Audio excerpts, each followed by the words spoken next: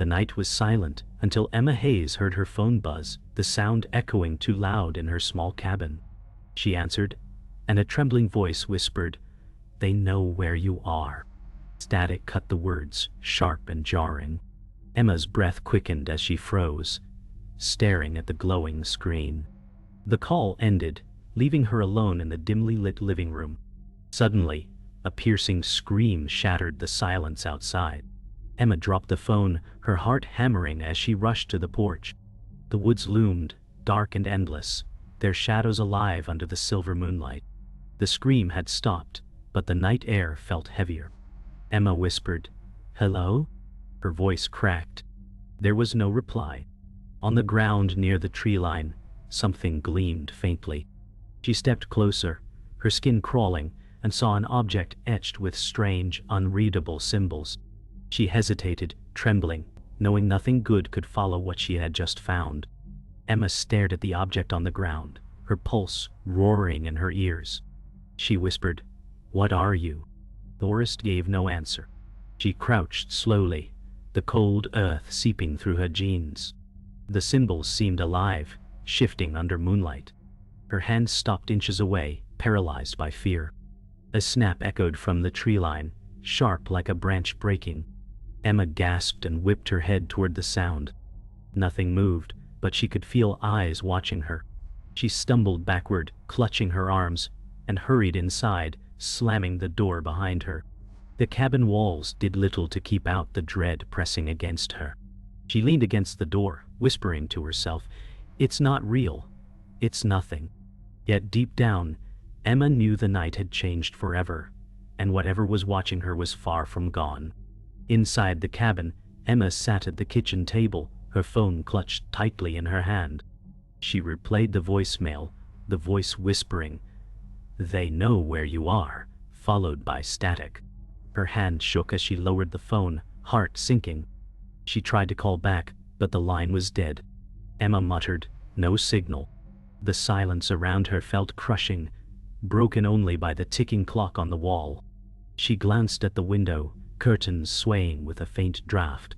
Beyond the glass, the forest loomed, still and endless. She thought she saw movement, a flicker of light between the trees, but when she blinked, it was gone. Her stomach twisted. Emma whispered, "Someone is out there." The unease deepened as her thoughts spiraled. Who knew her past, and why were they here? Emma turned off the lamp and let the room sink into shadow. She moved toward the window cautiously, her heartbeat loud in her chest. Pressing against the glass, she peered into the night. The forest was silent, but the longer she stared, the more certain she became that shapes shifted between the trees. Her mind whispered, "You're not alone." She pulled back, exhaling shakily, and grabbed the curtains, snapping them shut. The air felt heavy, pressing on her chest. She whispered to herself, "Stay calm, just stay calm."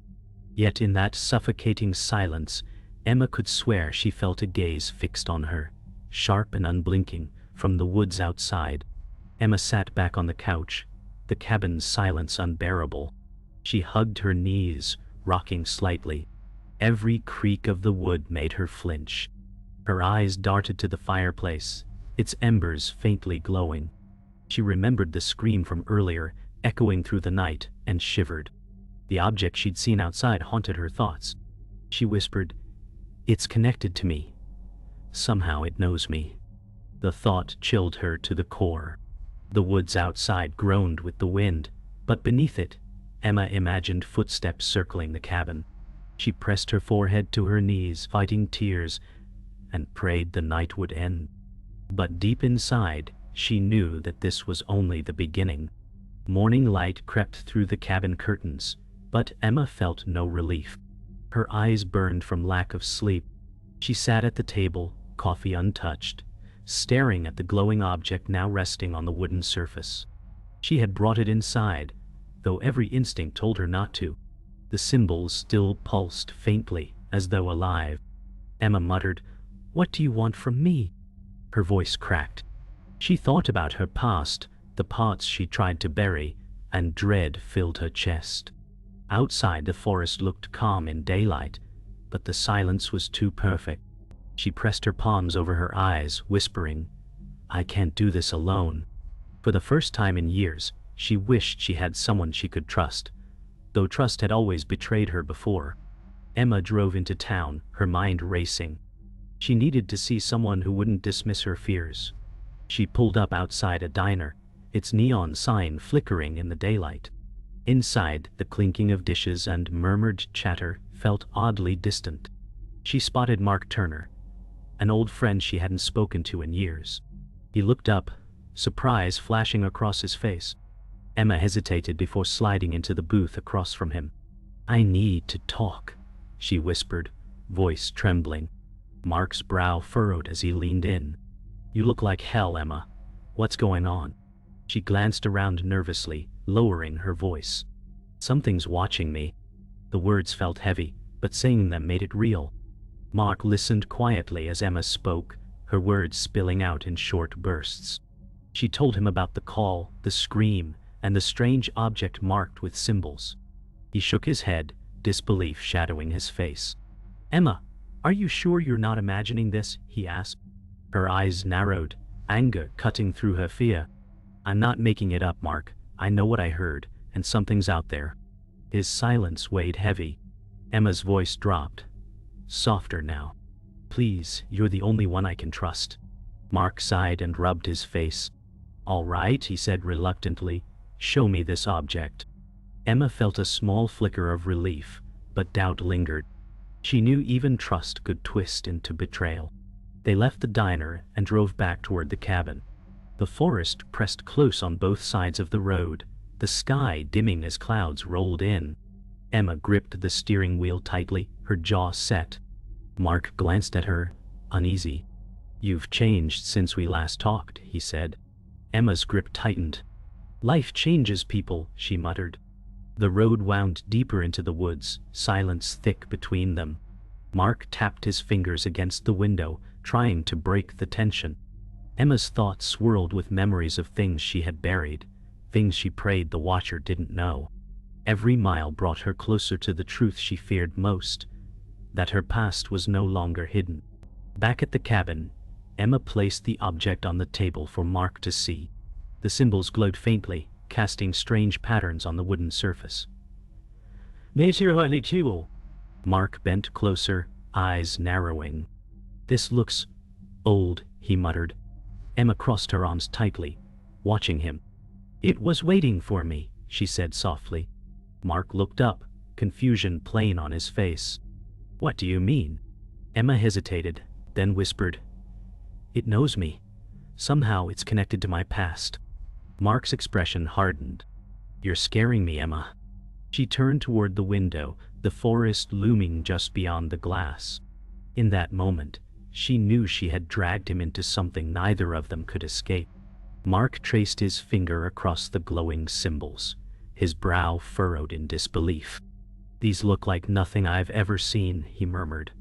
Emma sat rigid, her eyes never leaving the object. She whispered, "It's not just an object. It's a message." Mark glanced at her sharply. "From who?" Emma's voice dropped low. "From whoever's watching me." The cabin creaked as wind pressed against its walls, and Emma's stomach twisted. Mark shook his head. "We need answers. Maybe the library, maybe someone who studies this."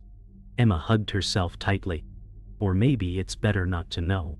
Yet in her heart, she knew the Watcher wouldn't allow her ignorance to last. That night, Emma couldn't sleep. The cabin felt suffocating, every sound amplified. She stepped outside, drawn to the edge of the forest. The trees loomed, their branches twisting like skeletal arms. Emma whispered, "Show yourself," though her knees trembled. For a moment, silence held. Then between the trees, two faint glimmers of light appeared, like eyes reflecting moonlight. Her chest tightened as she stumbled back. She blinked, and the lights vanished, leaving only shadows. Heart pounding, she fled inside, slamming the door. Mark startled awake from the couch. "What happened?" he asked. Emma gasped. It was there, watching. Mark looked at her, unsettled. "Or maybe your mind's making ghosts." But Emma knew better. The next morning, Mark insisted they drive into town. At the library, dust hung in the air as Emma scanned rows of ancient books. Mark dropped an old tome on the table. Its cover was cracked leather, symbols eerily similar to the object carved into its pages. Emma's hands shook as she traced them. "It's the same," she whispered. Mark frowned. "This is folklore, myths about watchers in the woods, spirits that guard secrets." Emma's face paled. "They aren't myths. I've seen them."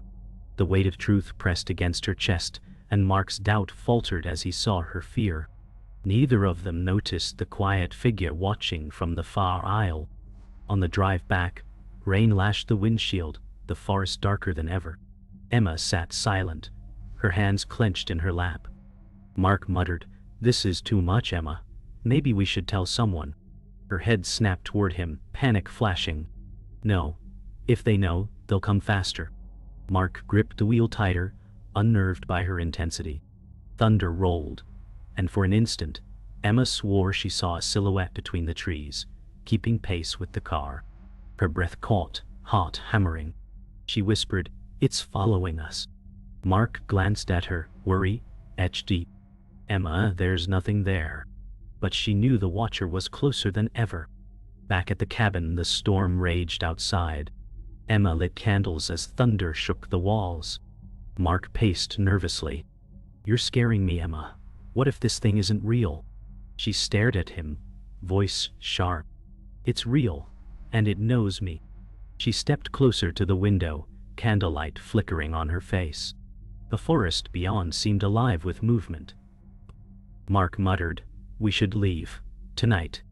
Emma shook her head. "It won't matter. Wherever I go, it follows." The power flickered, plunging the cabin into darkness. Emma whispered, trembling, "It's already here." Lightning flashed, illuminating the trees, and in that split second, eyes gleamed back at her. Emma jolted awake at dawn, her skin damp with sweat. Mark was gone from the couch. Panic surged as she rushed outside, calling his name. She found him near the tree line, crouched low, staring at the glowing object he had carried out. "Mark!" she cried, but he didn't move. His eyes were fixed, entranced by the shifting symbols. Emma grabbed his arm, shaking him. He blinked, startled. "I don't know why, but it feels like it's calling me," he whispered. Emma's heart dropped.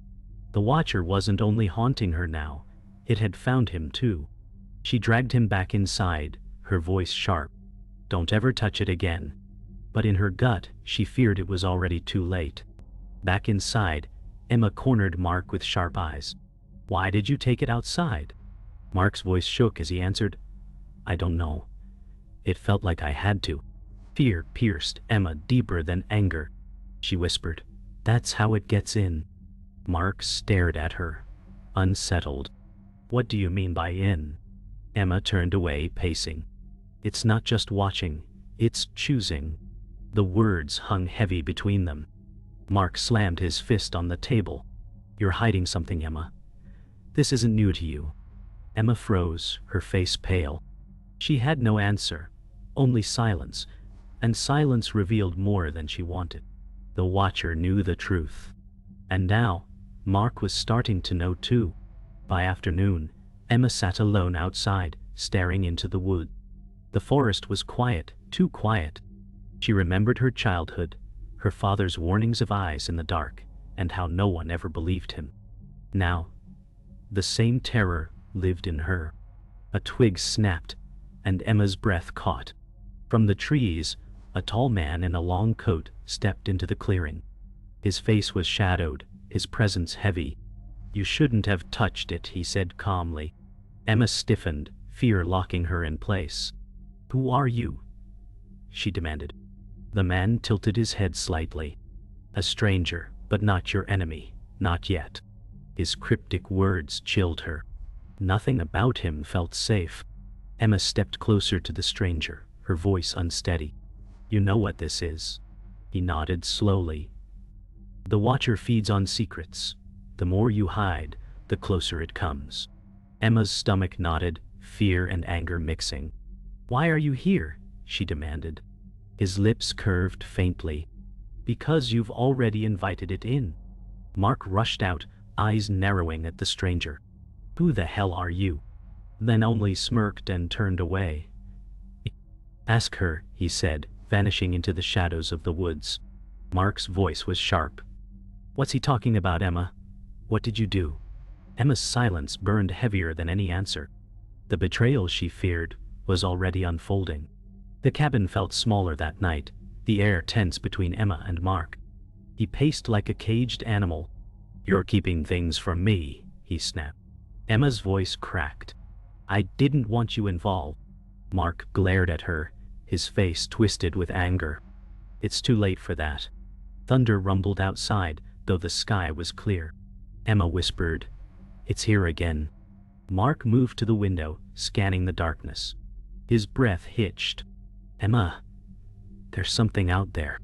She joined him, eyes wide. At the tree line, faint eyes glimmered again, closer this time, fixed unblinking. Emma clutched Mark's arm, whispering, We're running out of time. And she knew the watcher wanted more than just to be seen.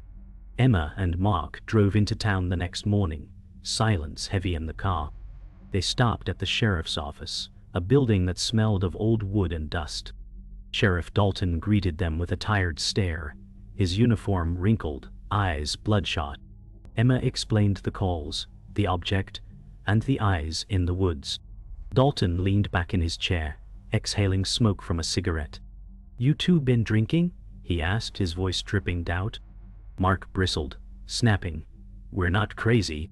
Dalton's smirk was bitter. I've heard this before, stories about watchers. They never end well. Emma's skin prickled. The sheriff knew more than he admitted, and that made him dangerous. Dalton leaned closer, his voice low. You want my advice? Leave town. Don't ask questions. Emma's jaw tightened. You've seen it too, haven't you? For the first time, Dalton flinched. He ground out the cigarette, muttering, I've lost enough already. Mark pressed, What did you lose? Dalton's eyes darkened. Family, he said, almost a growl. He turned away, unwilling to explain more. Emma's chest tightened. He wasn't just dismissing them, he was hiding something. When they left the office, Mark muttered, He knows more than he's saying. Emma glanced back at the dark window. Inside, Dalton stared after them, guilt carved deep into his weary face.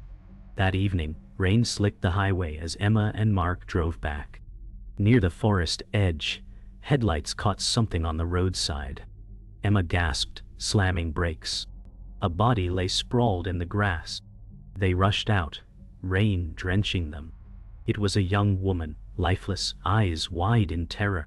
Strange symbols were carved faintly into her skin. Emma staggered back, bile rising. No, she whispered, shaking. Mark knelt, pale, whispering, She's just a kid. Emma's mind screamed. This was the tragic victim, proof the watcher had already taken someone. The storm raged around them, but Emma felt the true storm was only beginning. Emma couldn't stop trembling as they returned to the cabin. The memory of the girl's eyes haunted her. It knows me, she whispered, again and again, rocking slightly. Mark snapped, Stop saying that. But she looked at him with hollow eyes.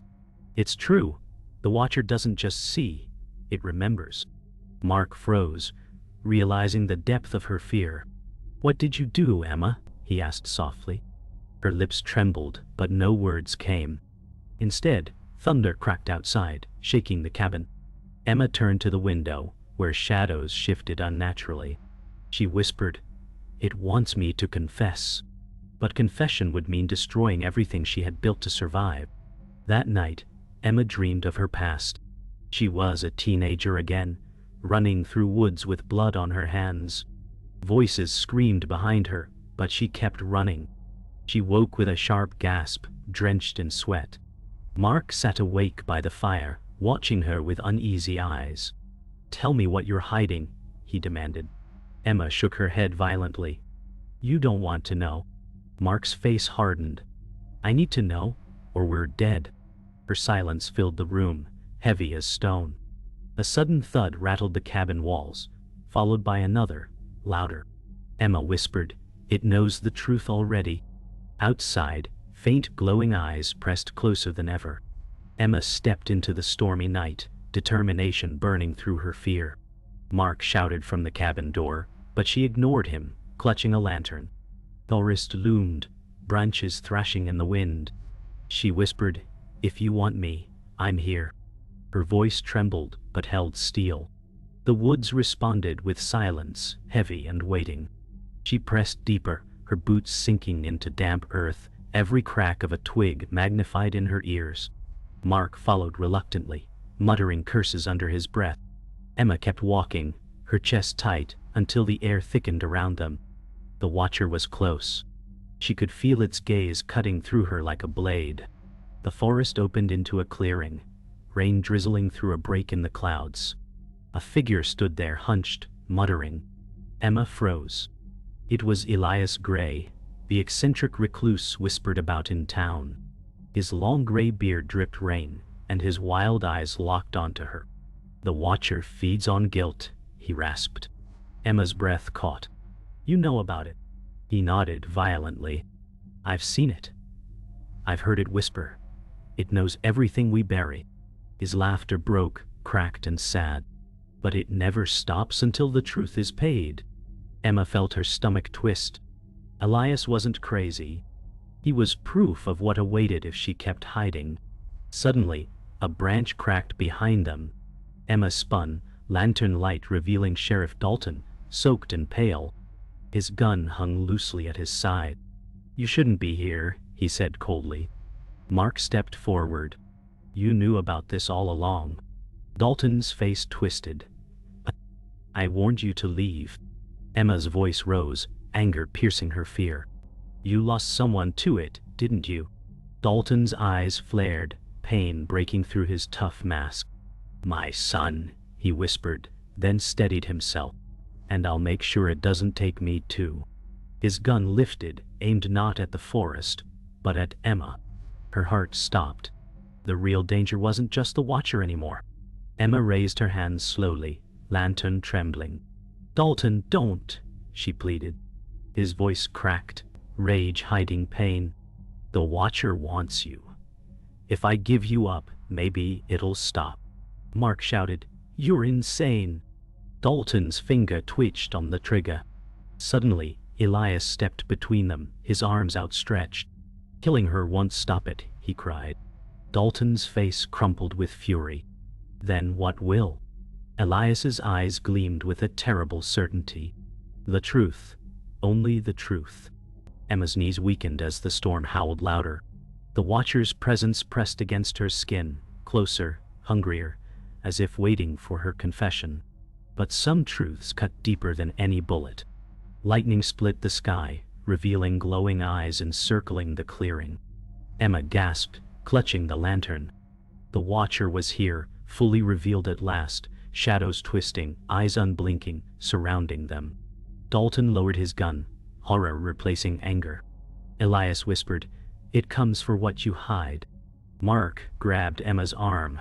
"Tell me what it wants," he begged. Emma's tears mixed with rain. "It knows what I did." Her voice broke. "When I was young, someone died because of me. I ran. I never told." The eyes brightened, the storm roaring with unnatural fury. Dalton fell to his knees, Elias screamed, and Emma realized the watcher would not leave until her past destroyed her. The storm faded by dawn, but the clearing was silent and ruined. Elias was gone, swallowed by the night. Dalton slumped against a tree, his face blank with despair.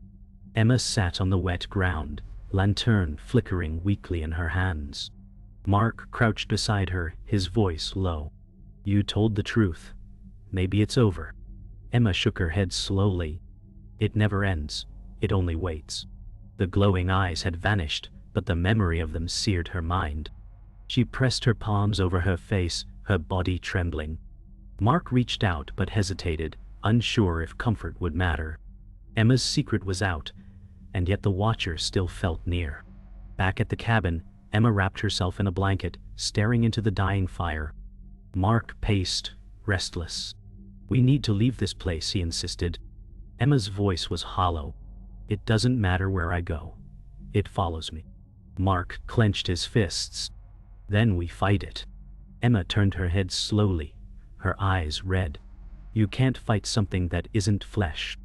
Outside, the woods stood quiet, but she felt its gaze pressing from the dark. Dalton sat apart in silence, his face hollow. Emma's confession had freed her, but it had also chained her forever. She whispered, "The Watcher doesn't forgive. It only waits for more." That afternoon, Emma stepped outside into pale sunlight. The air smelled of wet earth, the storm's violence already fading. She walked toward the tree line slowly, every step heavy. Mark called after her, but she didn't stop. She pressed her hand to the rough bark of a tree, eyes scanning the shadows. "I know you're still there," she whispered. Silence answered, yet the forest seemed to breathe around her.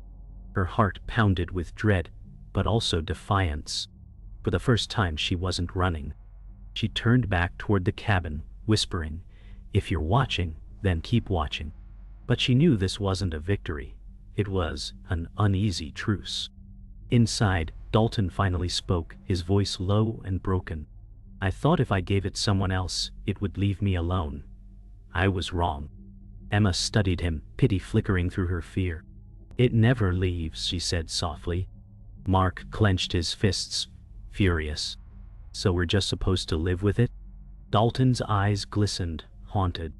"You don't live with it. You endure it." The silence grew heavy, filled with the unspoken truth. Once the Watcher chose you, it never released its grip. Emma shivered as she whispered, "Then it's only a matter of time before it takes everything." The fire hissed, dying to embers. Night fell again, the woods whispering softly in the wind. Emma sat alone by the window, her reflection faint in the glass. The cabin was quiet. Mark had finally fallen asleep, and Dalton dozed heavily in the corner. Emma whispered to herself, "You'll never stop, will you?" Beyond the glass, faint glimmers of eyes appeared once more, unblinking, patient. Her breath caught, but she didn't move. The Watcher was still there, waiting in silence. She pressed her hand to the cold glass, eyes locked on the glow. The screen of her phone lit suddenly on the table, buzzing with a new voicemail. The same trembling voice whispered, "They still know where you are."